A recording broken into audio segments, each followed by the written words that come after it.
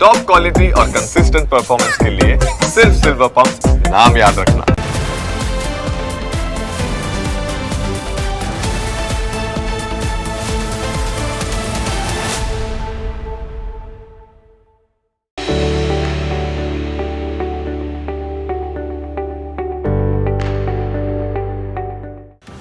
વાત હવે ઘોડા વિશે કરવી છે। એ ઘોડા જેની કિંમત તમે આંકી શકો 5 થી 10 લાખ રૂપિયા। પણ આજે અમે વાત કરવાના છે એક એવા ઘોડાની જેની કિંમત કરોડોમાં છે।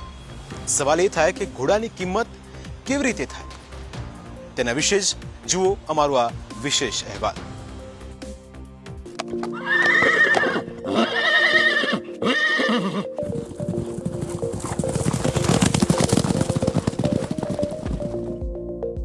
ઘોડો એટલે એક વફાદાર મિત્ર, શક્તિનું પ્રતીક અને સંસ્કૃતિનું અભિન્ન હિસ્સો।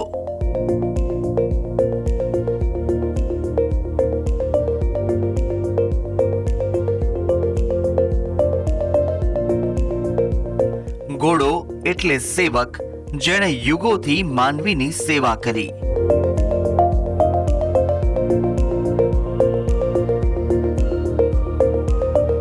રણ મેદાન હોય કે પછી રેસ, હજારો વર્ષ જૂનો છે ભારતમાં ઘોડાનો ઇતિહાસ।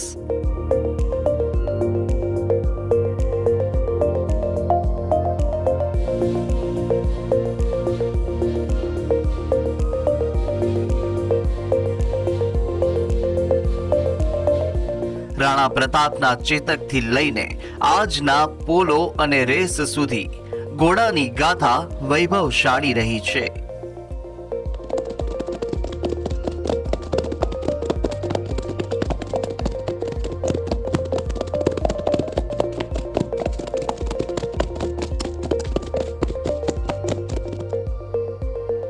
ઇતિહાસ ઉપર નજર કરશો તો ખ્યાલ આવશે કે પહેલા જે યુદ્ધો લડાતા હતા તેમાં ઘોડાની ભૂમિકા ખૂબ જ મહત્વની રહેતી હતી। વર્તમાન સમયમાં તો ઘોડો ફક્ત મનોરંજન પૂરતો સીમિત રહી ગયો છે। ઘોડાની કિંમતની કહાણી પણ ખૂબ જ રસપ્રદ છે।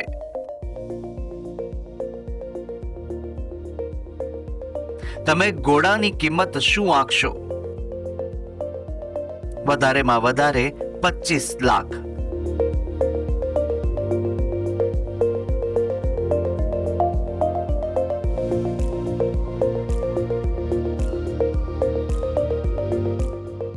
પરંતુ ઘોડાની કિંમત લાખ રૂપિયાથી લઈને 20 થી 25 કરોડ સુધી હોય છે। મહેસાણાના આ ઘોડાને જોઈ લો, તેનું નામ રાજસિંગાર છે। મારવાડી જાતના આ ઘોડાની કિંમત 11 કરોડ રૂપિયા છે। ઘોડા પ્રેમીઓ અને ખેડૂતો માટે ઘોડાની જાત અને તેની કિંમત એક મહત્વનો વિષય છે। શું તમે જાણો છો કે ઘોડાની કિંમત કેવી રીતે નક્કી થાય છે? તો તેની વાત સાંભળશો તો તમને પણ મજા પડશે। મહેસાણાના રામદૂત સ્ટડ ફાર્મમાં આવેલા રાજસિંગાર નામના ઘોડાની કિંમત 11 કરોડ રૂપિયા છે, જે તેની વિશેષ જાત અને વંશાવળીને કારણે છે। ઘોડાની કિંમત તેની નસલ એટલે કે જાતિના આધારે નક્કી થાય છે। તેની ઉંમર, ઊંચાઈ, શારીરિક ગુણવત્તા સહિતની બાબતો પણ ધ્યાનમાં લેવાય છે। ઘોડાની કિંમત નક્કી કરવા માટે ડીએનએ ટેસ્ટ કરવામાં આવે છે।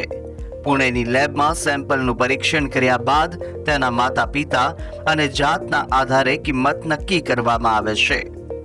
જાતવાન ઘોડાના તાજા જન્મેલા બચ્ચાની કિંમત પણ 25 થી 50 લાખ સુધીની હોય છે। રાજસિંગાર ઘોડાની કિંમત પણ આવી જ રીતે નક્કી કરવામાં આવેલી છે। હાલમાં ઘોડાની કિંમત સૌથી મહત્વની બાબત બની ગઈ છે, કારણ કે તેનો બિઝનેસ હવે ગુજરાતમાં પણ આગળ વધી રહ્યો છે। તેથી આ ફાર્મના માલિકો ઘોડાની જાત અને તેની સંભાળ વિશે વિશેષ ધ્યાન આપે છે, જેના કારણે અહીંના ઘોડા વિશેષ કિંમતી છે। આખરે રાજસિંગારની કિંમત આટલી વધારે કેમ અને તેનું પાલન પોષણ કેવી રીતે થાય છે તે ફાર્મના માલિક પાસેથી જ સાંભળીએ। ઘોડામાં ઘણી જાતના ઘોડા હોય છે, પણ આમાં જે વસ્તુ છે ઘોડામાં, જે બ્રીડ કરવાની તાકાત છે એમાં જે એનું મા બાપનું બ્લડ છે અને એના રિઝલ્ટ છે માર્કેટમાં. અને યંગ છે, હજુ 5 વર્ષનું જ થયું છે આ, એટલે હજુ નર તૈયાર થઈ રહ્યું છે આ, તો એના કારણે એની ડિમાન્ડ વધારે છે. તો જે રીતે આને ખોરાકની વાત છે, આટલી મોટી કિંમતનો ઘોડો છે, હવે એને સાચવવામાં કેવી રીતે આપણે કેર લઈએ છીએ?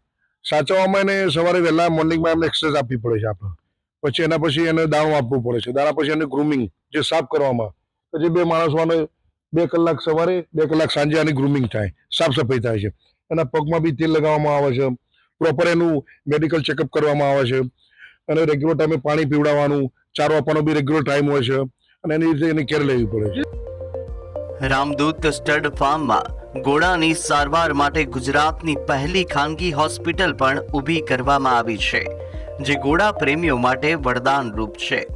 અહીં રાજ્યમાંથી ઘણા લોકો પોતાના ઘોડાની સારવાર માટે આવે છે.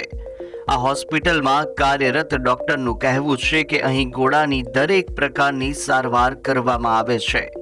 હોસ્પિટલમાં 10 થી 15 લોકોની ટીમ છે. सारे फैसिलिटीज़ हैं हमारे पास में, रिप्रोडक्शन प्रॉब्लम्स से लेके सर्जिकल प्रॉब्लम से लेके न्यूनेटल आईसीयू है हमारे पास में. हम जो हमारे यहाँ पे जब घोड़े का डिलीवरी होता है तो कुछ कॉम्प्लिकेशन होता है तो हम उसको डील करते हैं. करीबन हमारे पास 5 वेटनेरियन है और सपोर्टिंग स्टाफ करीबन एक 10 to 15 सपोर्टिंग स्टाफ्स है. तो एक बड़ा टीम है. हमारा एम्बिशन भी काफ़ी बड़ा है.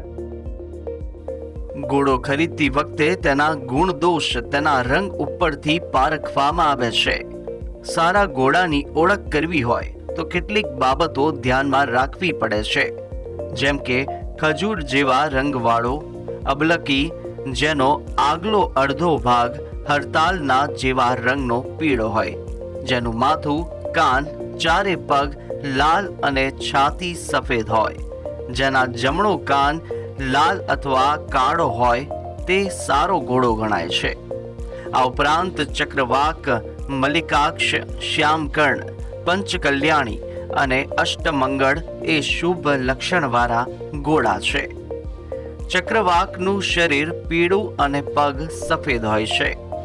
મલ્લિકાક્ષનું શરીર જાંબલી રંગનું અને પગ સફેદ હોય છે. શ્યામકર્ણનું શરીર સફેદ અને બીજા રંગોથી મિશ્રિત હોય છે, જ્યારે પંચકલ્યાણીનું મોઢું અને પગ સફેદ અને અષ્ટમંગળ ઘોડાનું મોઢું, કપાર, પૂંછડું, પગ અને છાતી સફેદ હોય છે. ઘોડાની કુલ 7 જાત અને 51 પેટા જાતિ હોય છે. ભારતમાં ઘોડાની કેટલીક જાતો પ્રખ્યાત છે, જેમાં કાઠિયાવાડી, મારવાડી, મણિપુરી, ભૂતાની, સ્પીતિ અને ચુમુરવી જાતિના ઘોડા પ્રખ્યાત છે.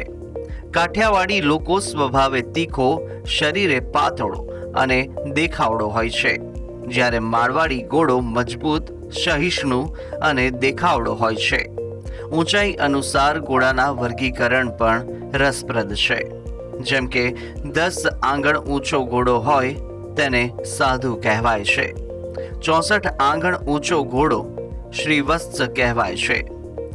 68 આંગણ ઊંચો ઘોડો અહિલાદ કહેવાય છે. 72 આંગણ ઊંચો ઘોડો મનોહારી કહેવાય છે.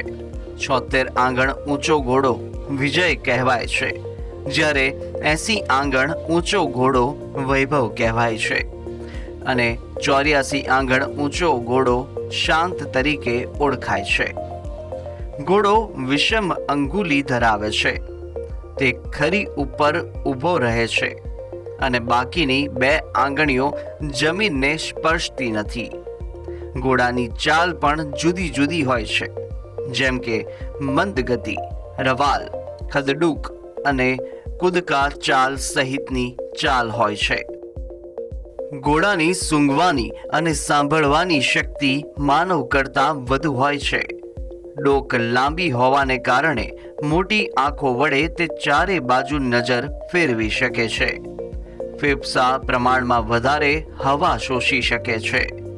પરિણામે તેની સહન શક્તિ વધારે હોય છે. તે વધારે પરિશ્રમ વેઠી શકે છે.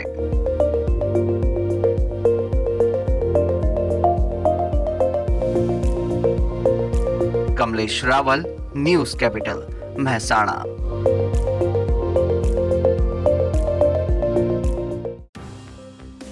પ્રાઇમ 9માં આજે બસ આટલું જ. ફરી મળીશું આપને સ્પર્શતા મુદ્દા સાથે. ત્યાં સુધી રજા આપશો. નમસ્કાર.